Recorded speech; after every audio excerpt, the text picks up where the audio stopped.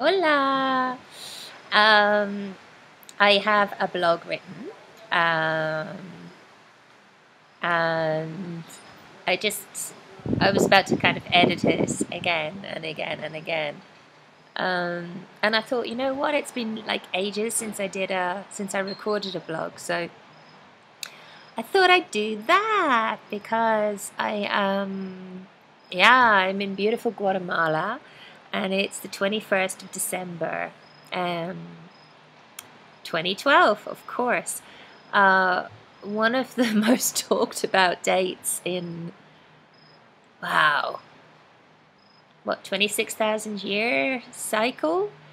Um, it's really funny. I was talking to someone here in Guatemala a little while ago, and I was kind of saying, oh, I don't really believe in these dates. It's all made up and all of that kind of stuff. And I've got to say that the shifts and the changes that I felt in me, in those around me, and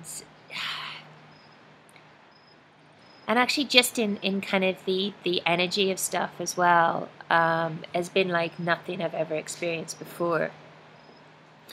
Um, you know, Everyone's going to experience this at different rates. Um, I know I'm experiencing it very intensely because I've put in so much work over the years. And I feel like I'm reaping my rewards now, I think the first step for me was leaving a job that was doing my head in.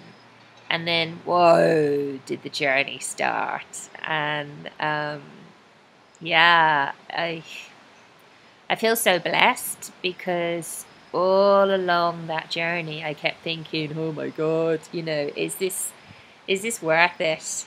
All this kind of growing, the money I invested in my growth and all the learnings and some of the pains I went through, and also the stuff that I sacrificed, yeah, what I perceived as the kind of normal life.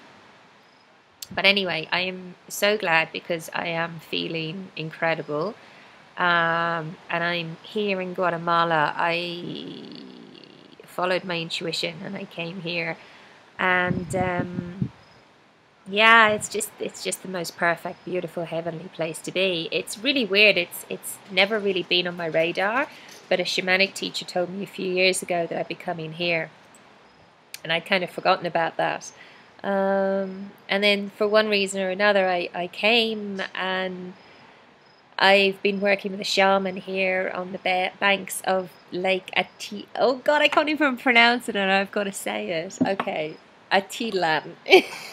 That's so wrong. Atitlan.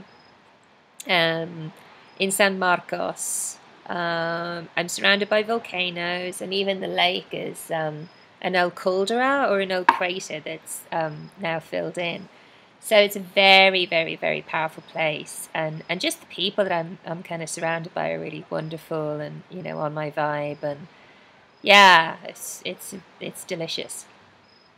So okay, that was a bit of a long intro, but what I wanted to share with you, and what my written blog was all about was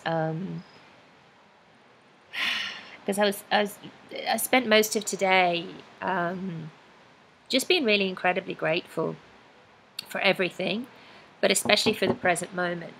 I'm in this beautiful house on the banks of the lake. I got up, I meditated this morning, and I swam in the lake from my back garden. Well, no, it's actually my front garden, but from the garden.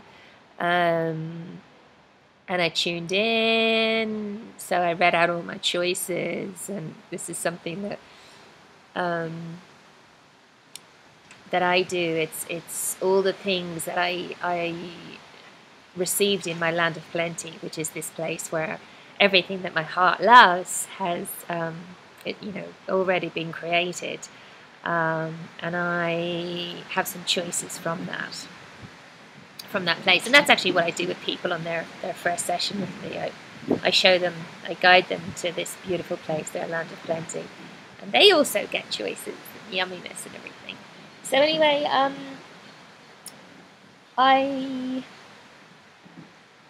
sorry, I'm just kind of dazed out on the bliss of the village on the opposite side of the lake, which is called Santiago. And that brings me back to my point, which is all about, finding your treasure. So Santiago was the name of the character in Paulo Coelho's book, The Alchemist.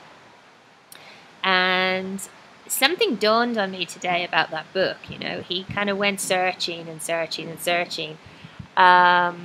And then realized that what he was searching for was at his home. It was his, where he came from. And I've been reading this incredible book. I've been kind of reading it for ages because I've got a few books on the go. I've got my gorgeous, trusty old... I hope that lampshade that's shaking around there isn't a bit distracting. But anyway, maybe I'll kind of... let me put Santiago more in the background, actually. Oh, that's better, isn't it? So, so the book is called Fate and Destiny, and it's by a guy called Michael Mead, and he's amazing. It's an amazing, amazing book, and I've been reading it for ages because I've got gazillions of books on the go, because I've got a fabulous Kindle. So, what I realized today from reading this book was that character, Santiago, even though his treasure was at home, from the place where he set off from, he had to go on the journey to find his treasure. And that's kind of what I've been doing for the last couple of years. I had a wish a couple of years ago. I think it was January 2011 when I was with some friends. We were making vision boards.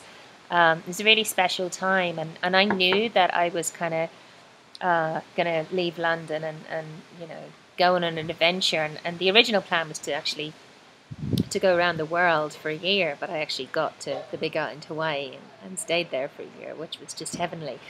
But my wish was to get to a place where I was so at home in my own heart that I could be at home anywhere on the planet. And I'm glad to say that has happened. I'm still totally in the unknown, I've got no idea where my kind of bricks and mortar home is anymore. I don't think it's London. I don't think it's England or Ireland. Maybe for a few months in a year, I don't know. But I just feel so happy in the unknown. And even like a month or two ago, oh my God, uncertainty and all of that was just totally doing my head in. But now I just feel so blessed to have got to the point where I'm really happy in the unknown, and I'm really present and just allowing, So what I wanted to share with you were, because I know a lot of people are thinking of leaving their jobs. The old way of living just isn't kind of resonating with them anymore. Maybe they want to travel or, whatever it is. And I was just, because I'm in such a place of gratitude and kind of, it's a really lovely place between contentment and happiness. I feel really grounded. And the kind of, it hasn't been an easy journey, but I was kind of getting clarity myself today on what I would say to other people, to move them from where they are to a real place of just, feeling incredible and, feeling so at home in their own hearts that can be at home anywhere on the planet. And the most important thing for me, and I talked about the land of plenty earlier, is to get real clarity of what it is that your heart truly, truly loves. And I do that using... Oh, the electricity has gone up. I do that. It's because it's windy, apparently, tonight. It's really, really, really been windy today on Solstice Day. So yeah, I bring people to their land of plenty, which is this place where everything they love, oh, everything they love has already been created. I think maybe, yeah, I'll continue. And once you've got clarity on that, because you actually kind of, you change your consciousness and you really see what in another time and space your heart has created. So it gives you clarity on what's true for you to create. Once you've got that clarity, you know, it's there. There's no real definites as like, who's what the company is or the name of the person, or it's just qualities and its essences and all of that. But it just gives you clarity on what it is that what that higher structure is in your life that you're aiming for. So that's the first thing, is like really having clarity on what it is you'd love to create and really holding strong in that vision. Letting go of the kind of names of people or, the places, exact towns and cities, the kind of, almost like the left brain kind of structures, and let that all go. But you've got clarity on the vague form and the qualities and things that you'd love to create. So that's the first thing. Once you've got that, it's then about letting go and surrendering, we're very, very powerful creators, but at the end of the day, we're not in control.